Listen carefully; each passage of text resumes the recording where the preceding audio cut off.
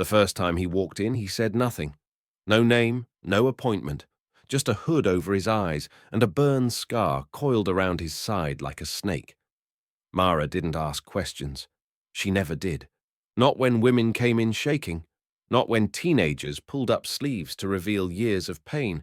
She inked over what they wanted to forget. And he came back. Again and again. Until one day he didn't.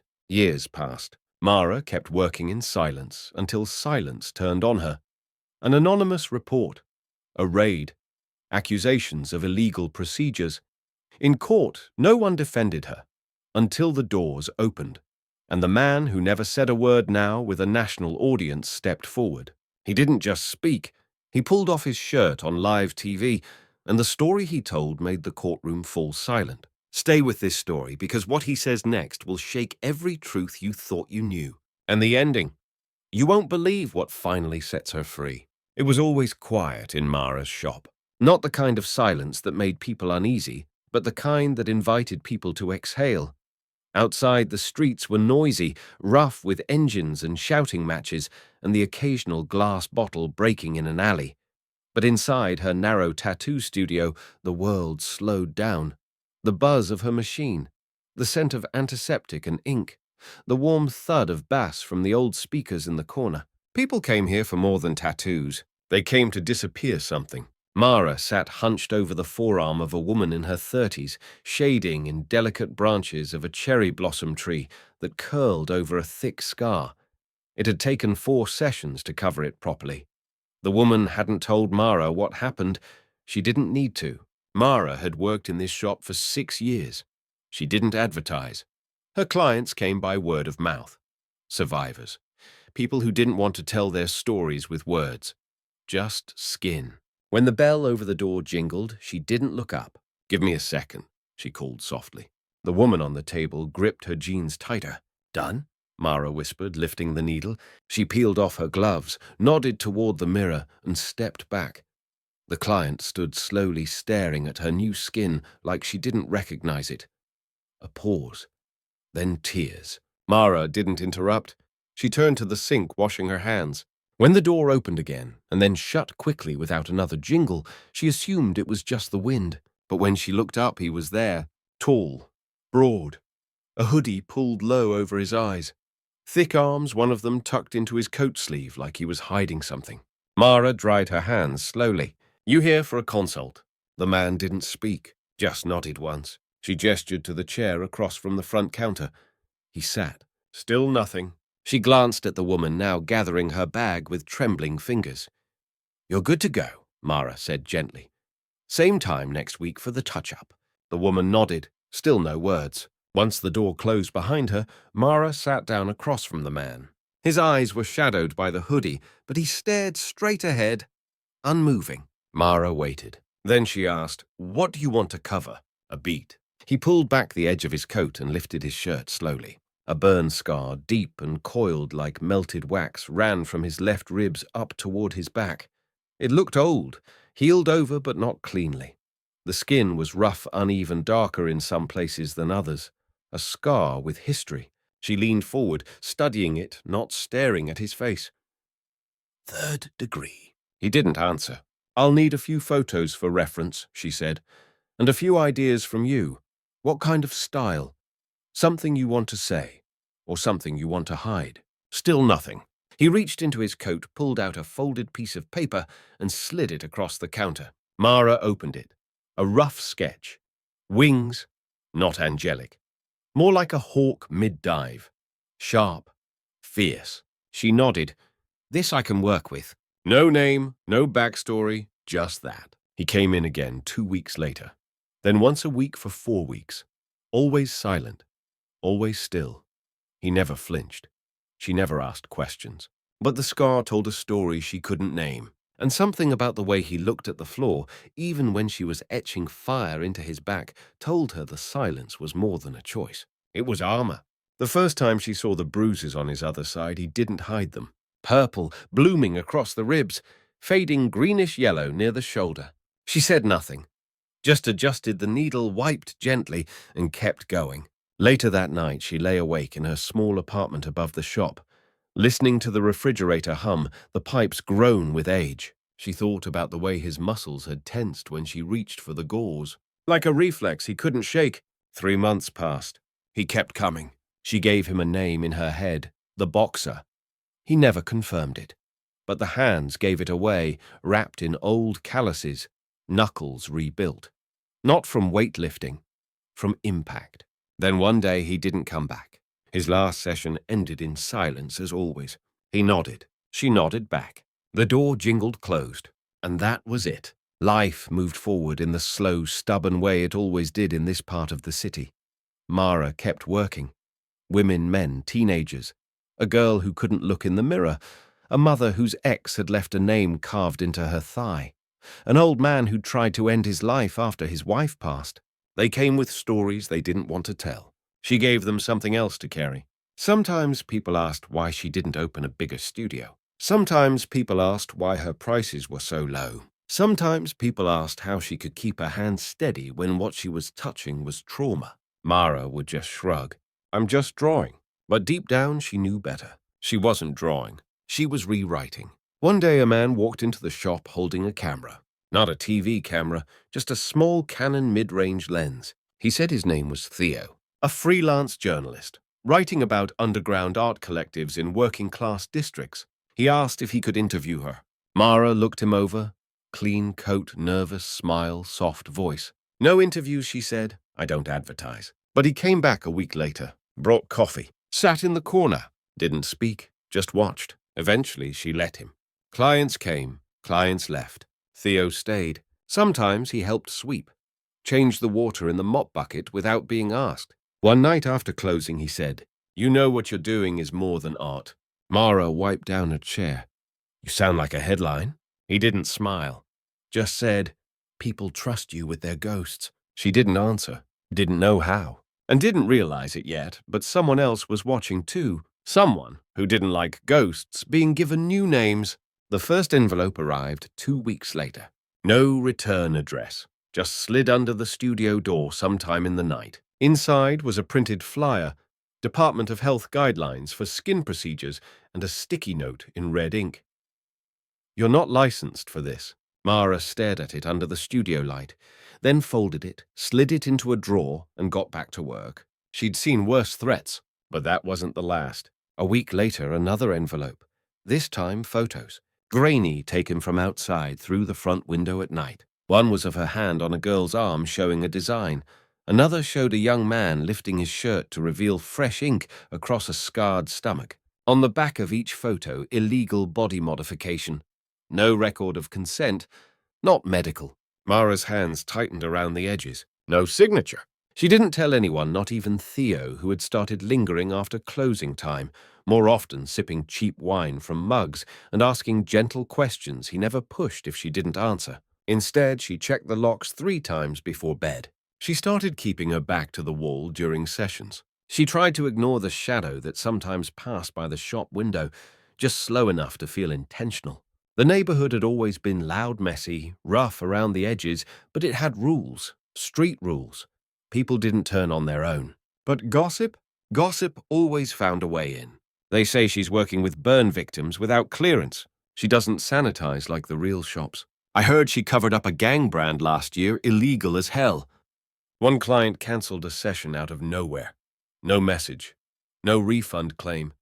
Just silence. Another came in but didn't meet her eyes the whole time. Theo noticed. You okay? He asked after the 3rd day of silence. She shrugged. People talk. They shouldn't matter, he said. They always matter, she replied. She didn't mean it bitterly. Just as a fact, that same night Theo stayed later than usual. He leaned on the counter while she restocked needles. You ever think about leaving? She looked up. The shop? He nodded. She wiped ink trays. Where would I go? I don't know. Someplace where you don't have to look over your shoulder. Mara paused, then said, You think I'm running something dirty? No, Theo said quickly, too quickly. I think someone wants people to believe you are. She turned to him, her voice flat. Why? Theo hesitated. You give people something they're not supposed to have. Hope? Control over what their story looks like. That made her pause. He added, People in power hate that. Then quieter. You ever think it's not about the scars? Maybe someone just doesn't want you to be the one fixing them. Mara didn't reply, but her fingers gripping the tray were white-knuckled. The next morning, her permit was revoked. An email, no explanation. Just a notification from the local health board permit for skin procedures under Class Tarifu is no longer valid. Immediate cessation required. No appeal process listed. No contact name. She called 3 times, left voicemails, no answer. The inbox bounced back. By noon, she had 10 cancelled appointments. By dusk, someone had scrawled fake across her window in black paint. Theo arrived late, saw the writing, and froze. I'll clean it, he offered. Don't. Mara's voice was cold. Leave it, he hesitated. Why? She looked out at the streetlight flickering against the paint. Let them see what cowards write in the dark. Theo stood beside her quietly, then said, Let me help you go public. The real story. What you do here. I don't want pity. You'd get support. I don't want that either. He nodded, but she could tell he didn't understand. The next day, a woman in a pale blue coat came into the shop. She didn't say her name, but she had a badge. City Health Inspection. She looked around with thin lips and eyes like glass, tapped surfaces, took photos, then said, We've received multiple reports. From whom Mara asked, Anonymous. She handed Mara a document, a formal suspension notice. Effective immediately, all equipment must be shut down and sealed. If you continue operating, it becomes a criminal offense. Mara stood still. What about my clients? That's not our concern. Some of them are halfway through healing. The woman didn't flinch. Then they'll have to wait. Theo showed up that night with 2 takeout boxes and a bottle of something stronger. She didn't open the door, just sat inside, lights off, watching the window, watching the street, wondering who had made her a target, wondering if someone she helped had turned. A week passed. The shop stayed closed. She packed away the machines, cleaned everything twice over, locked the cabinets, moved the appointment books into storage. Each day she expected the knock. Each day she watched shadows move. And each night she lay awake with one question. Where was the boxer? Not that she thought he owed her anything, but still, some part of her had held on to the idea that if the worst came, someone would remember, someone would speak, someone who had once trusted her without a single word. The knock came on a Monday. Sharp, cold, early. 2 officers, 1 city marshal, search warrant in hand. Someone had filed a criminal complaint, unauthorized skin procedures. Alleged payment for unlicensed medical tattooing. One line in the report caught her eye and made her blood go still. One male individual received full back tattoo over 3rd-degree burn without disclosure or consent. She recognized the wording. It was from her own aftercare forms. Someone had turned them in, but only one person had a full back tattoo over a 3rd-degree burn, and he'd never signed anything because he never said a word.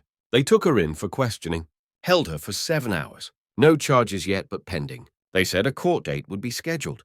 They said she should consider legal counsel. They said someone might testify, and the way they said someone made her chest tighten. Mara walked out of the precinct into grey, cold light. She didn't go home. She just walked, and behind her eyes was one image. Wings, sharp, fierce, etched over pain, and the man who never spoke a word, who may have just turned her in. The night before her first court hearing, the city was soaked in rain.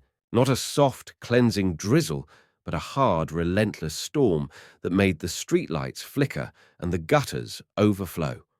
Water slapped against the pavement outside Mara's apartment like an angry drumbeat. She sat at her kitchen table, sleepless, the smell of old coffee thick in the air. A box of client records sat open on the floor beside her handwritten notes, aftercare instructions, small sketches clipped to paper clips. Nothing illegal. Nothing dangerous, but now everything felt like evidence. Theo had offered to testify. Let me talk about what I saw, how careful you are. What this place is. Mara had told him no.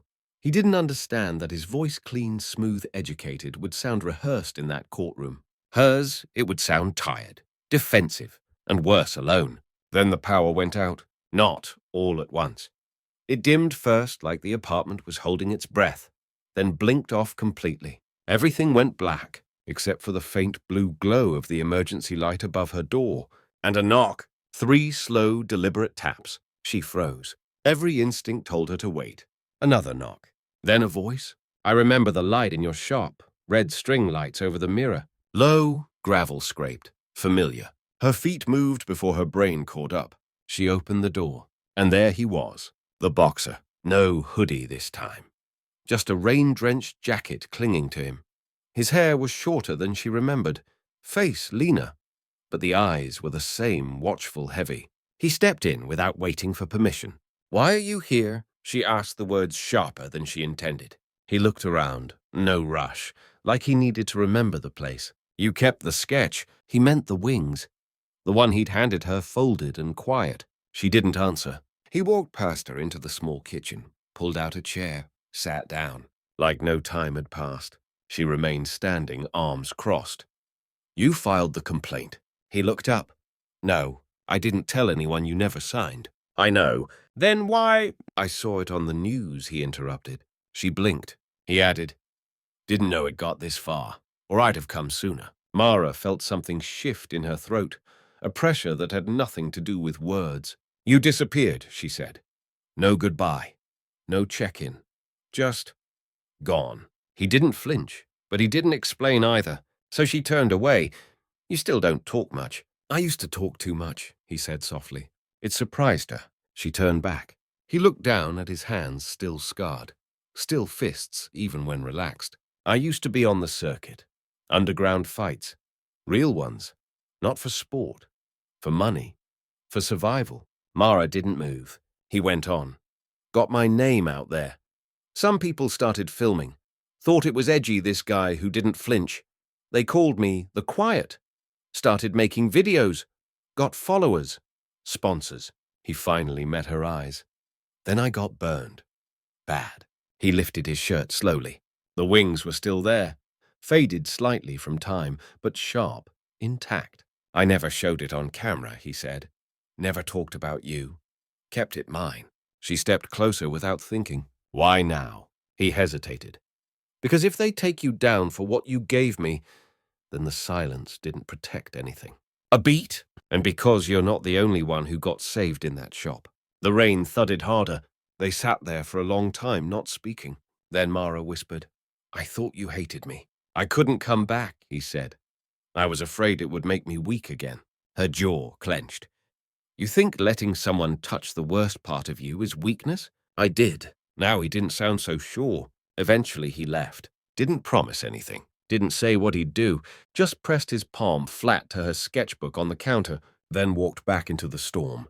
The next morning the sun broke through in fragments. But her inbox didn't. More threats, more letters. An online article now listed her name, underground tattooist accused of unlicensed medical work. The comments were worse. Freak, fraud, criminal. Some anonymous user wrote, let her go to jail. She probably infected half the city. She turned off her phone, tried not to throw it. Theo came by before the hearing. He brought a scarf. Mara raised an eyebrow. It's lucky, he said. You're ridiculous. You're terrified. She didn't deny it. In the mirror, she wrapped the scarf tight around her neck and tied her hair back. Her eyes looked older, or maybe just tired of proving she wasn't the villain in someone else's story. The courthouse smelled like bleach and coffee. Her hearing was in a small room. Wood paneling. 3 city officials. A table for her. No press.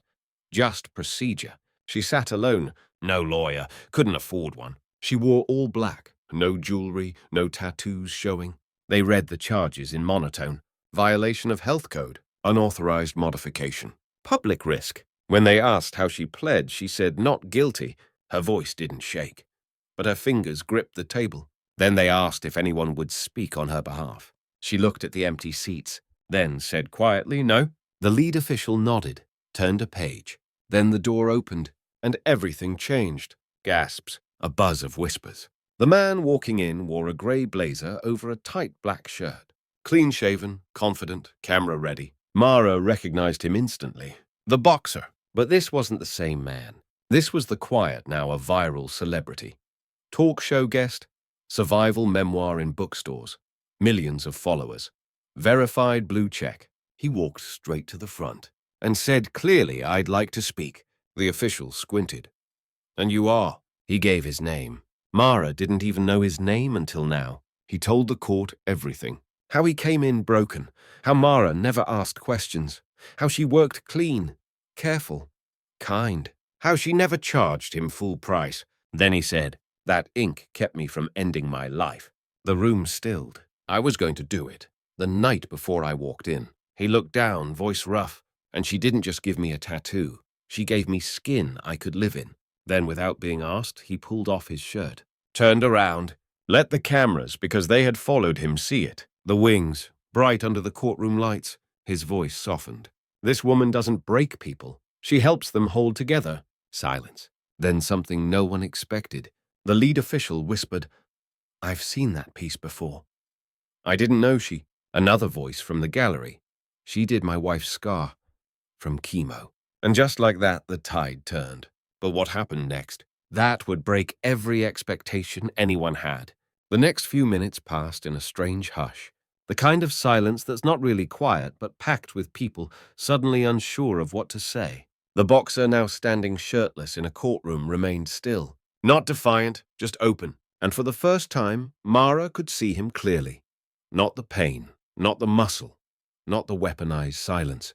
Just a man who had chosen to speak. She looked down at her hands, palms resting on the table in front of her. They were trembling now, but not from fear, from the crack, just the smallest one she could feel, opening in the wall around her. The official at the center of the bench cleared her throat. "We weren't informed that witnesses would be present today." "He's not on the list," one of the others muttered. But before anyone could stop him, the boxer, Jalen, she now knew, turned to the gallery and addressed the room himself. "My name is Jalen Ray. Some of you know me from television. But you don't know the version of me that came to this woman's shop. I didn't come for fame. I didn't even come for art." He paused. "I came because I couldn't stand to look at myself anymore." More whispers now. Some gasps. Some stillness so deep it pressed into people's bones. "She never asked what happened," he went on.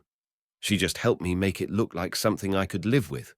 Not cover it up, not erase it, transform it." Then turning toward the bench. "You don't know what that means to people like us, who carry things we never asked for on our bodies." Another beat. "She didn't do anything illegal. She did something necessary." Then he stepped back, pulled his shirt over his head again, and walked out. No mic drop, no speechwriter, just the truth, laid bare. The silence lingered long after the door closed. One of the officials finally spoke. "We'll need time to review the submitted materials and testimony." Another added reluctantly, "It's clear that public interest is involved." Mara didn't speak. She just nodded, but something in her chest unclenched. Not hope, not yet, but something near it. Outside the courtroom, a dozen people were gathered. Some with phones, some with cameras, all eyes on her. Theo was there too. He hadn't seen Jalen walk in, but he'd definitely seen him walk out. "They're talking about it online," he whispered, moving beside her as she pushed through the crowd. "The tattoo that saved a life. Trending. Your name's everywhere now." She didn't want to be famous. But the truth, that was a different kind of exposure. Still, she kept her head down, one foot in front of the other. That night, her shop window was clean. Someone had washed off the graffiti. No note, no explanation. But she noticed the outline of soap still drying in the corners of the glass, and a small folded sketch taped to the door. A pair of wings, drawn in a shaky hand. No signature. The next day, the prosecutor's office dropped the formal charge. No announcement, no apology, just a notice. Insufficient evidence, no basis for continuation. The local health department, however, remained quiet. No reinstatement of her permit, no revocation either. Just a void. She could return, but only if she wanted to risk it, and she wasn't sure what returning meant anymore. The messages started to come in by the dozens, then hundreds. Some were clients, some were strangers. Some were people who just wanted to say they'd heard her name and didn't feel as alone anymore. One message read, "I haven't let anyone see my thighs in 6 years. Now I think I want wings too." Another simply said, "Thank you for staying." Theo offered again to write her story. This time she said yes, but on one condition. No pity. He smiled. Never. They spent a week going through old sketches. He recorded her telling stories behind each design. No real names, just why people came and what they left with. When the article went live, it wasn't on a big media outlet, just a modest local site, but it caught fire because people were starving for something that wasn't just survival. They were starving for transformation. Weeks passed. She didn't reopen the shop officially, but people still came. Quiet knocks. Cash left in envelopes. Scars revealed in whispered stories. And once again, she inked them. Quietly. Carefully. Illegally, maybe. But some laws don't speak to what people need. One night, Jalen came back. This time, he smiled. "I have a show in 3 days," he said. Live taping. Biggest crowd yet. "You want me to watch?" she asked, arching an eyebrow. He shook his head. "I want you to come on." She froze, then laughed. "No way." He leaned forward. "I'm serious. I want to talk about you. About all of this. Publicly. I'm not built for the spotlight. You don't have to say a word." He opened his jacket and pulled out a small envelope. "Just give me your blessing." She took the envelope. Inside, a photo of his back wings fully healed. Below it, in sharp pen, "This story doesn't belong to me. It belongs to all of us." 3 days later, she watched the live show from the back row, unnoticed. Jalen stood center stage under a halo of blue light. He told the world everything, not just about her, but about scars, about shame, about silence, and how someone with steady hands and a red-lit studio gave him his skin back. Halfway through, he paused, then looked straight into the camera. "I hope she's watching," he said, "because the world should know what she already taught me." He turned again, lifted his shirt. The audience gasped, then clapped, then stood. Mara wept quietly, not from sadness, from release, from knowing that this time someone had spoken for her. And the weight of all those silent stories she had carried, it was lighter now, still there, but transformed. The next morning, Mara stood in front of the mirror in her studio. The sun had just risen, casting long shadows across the floor. Dust floated lazily through the light, and for the first time in months, she didn't feel like a trespasser in her own space.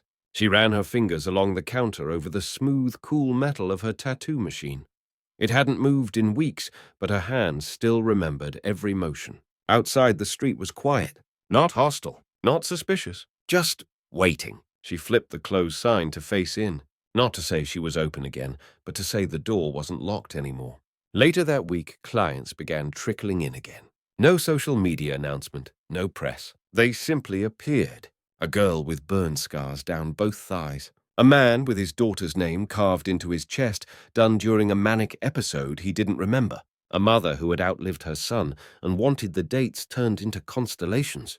They spoke quietly. Some cried, some didn't. Mara didn't ask how they found her. She just nodded and got to work. Theo dropped by once or twice a week. They rarely talked about the article anymore. It had taken on a life of its own.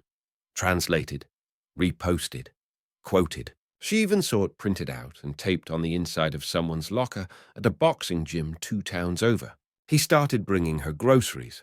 Not because she asked, just because he knew she wouldn't. Their friendship had grown into something solid, quiet, familiar. One night, while sharing a bowl of soup, Theo asked, "You ever think about opening a second studio?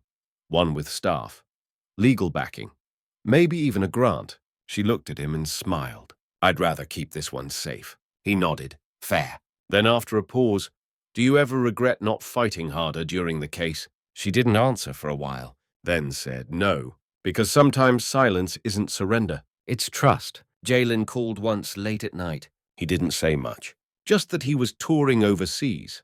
The tattoo was now part of his brand. Fans had started getting versions of it, some with names, some with dates, some blank, all for different reasons. He promised he'd come back eventually. Mara didn't ask when. She knew that with some people, you had to let the leaving happen in order for the return to mean something. One morning in late spring, she got a letter in the mail. No return address. Inside was a newspaper clipping from a small town in Oregon. Headline: Local nurse starts tattoo fund for patients with surgical scars. Below it, a handwritten note. "Your story reached us. We're paying it forward." No name, just a tiny drawing of wings in the corner. It didn't matter if she ever got credit. She wasn't in it for the praise. But it mattered that people were starting to understand that what she did wasn't about covering pain. It was about owning it, reclaiming it, turning something jagged into something living. Months passed. Her shop changed slowly. Theo added a small bookshelf in the corner, mostly zines and sketch collections. Clients sometimes left poems on slips of paper. She started pinning them to the corkboard above the mirror.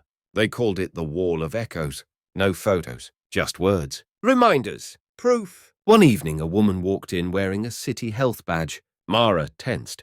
She recognized the face. It was one of the officials from her suspension hearing. The woman didn't speak right away. Just looked around the studio calmer this time. Not suspicious, more curious. Then she said, "I read the article.